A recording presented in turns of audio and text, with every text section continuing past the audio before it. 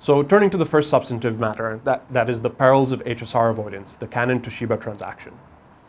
So as I said, this is a transaction about HSR avoidance. So the development is really at the initial phase of the reportability analysis. Do you have to notify the transaction? So just a brief primer on HSR avoidance. As I said, if you have a transaction that meets the objective monetary thresholds, the parties cannot close the transaction until the HSR waiting period expires or is terminated by the agencies. And there is a rule, 16 CFR section 80190 or 80190, that you cannot structure deals to avoid HSR notification. So if you have a transaction that meets the objective monetary thresholds, you cannot somehow change the transaction, by example using a different valuation methodology to defeat notification.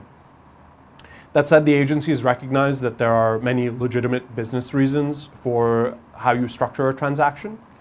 And if, for example, you have an independent legitimate business reason for restructuring a deal, for example, you need to make it more favorable from a tax perspective for the buyer, there may not be a violation under Rule 80190.